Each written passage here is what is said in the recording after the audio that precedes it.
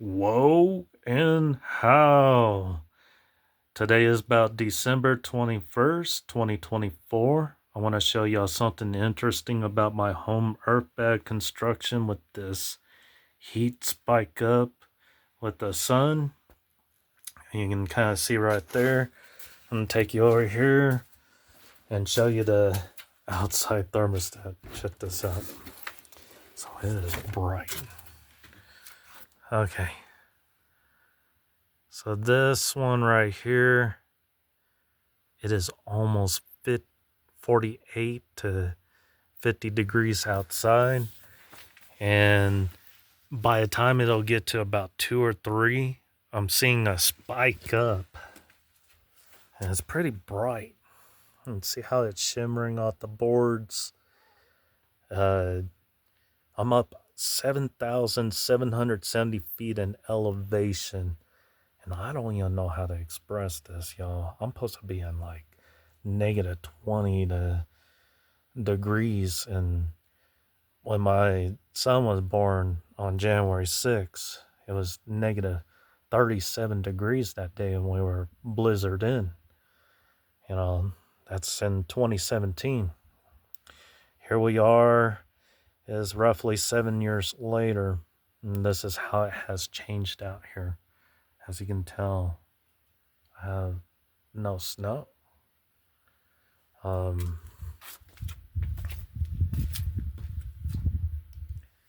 the mountain has barely any snow on it.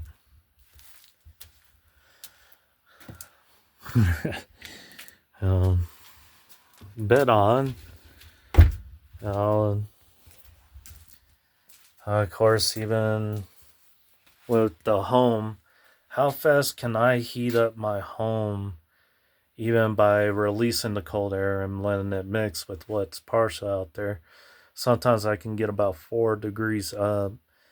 And then, of course, depending on using electric heat or wooden stove versus propane and electric heat, just about any of them can really raise the temperature in this home right away to 60 to 70 plus degrees. So my home, the way I built it and designed it, is very unique of a radiation barrier to such a sunlight that I was able to retain this type of cold inside with my dual attic type build that I did. So along with the Earthbag walls combined, our rating was a lot more phenomenal than I ever needed more than R19 in the attic. That's all I got in the attic. And so this is pretty cool. I actually can heat up this place really fast. It gets hot in here. Sometimes it can stay hot in here from 70 all the way down to this temperature for almost a day and a half. And so if you're ever interested in doing Earthbag building, the solo technique is congratulated to the doctor, that scientist that studied the Native Americans over in CalEarth.org. I believe that's the correct website. If you're ever looking for his content, a way to do the dome technique version is very interesting, at the same time cautionary of a design to build and risk taker.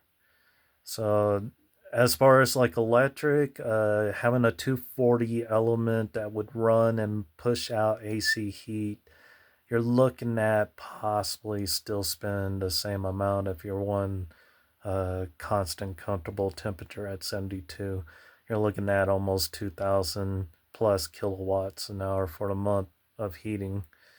And so even with propane, 20-pound tank, which is not a whole lot of gallons of gas inside them, you're looking at possibly 4 to 5 days with a draw off of the heat for a 7-day week off of almost one tank. You can stretch it that long depending on how you work the heating element of this design. And so, as far as me, how do I handle such cold? I was a pipeline welder and I welded real hot. And Texas is already hot, and before I knew it, I was hotter than any Godzilla lizard out in any desert and anywhere on the world. I've been trying to cool down. I could be standing next to this thing and I'll make it spike up. As you can tell, it's already gone up just from me radiating heat. I don't even have my vest on. I have this on. So, nor less anything of what I can think of for advice as building Earthbag home. I've always wanted to try doing a triple wall there and just kind of see what it turned out. So it's wonderful. As far as like the design shifting or anything, it's solid. After all these years, it's still solid of a design, and of course,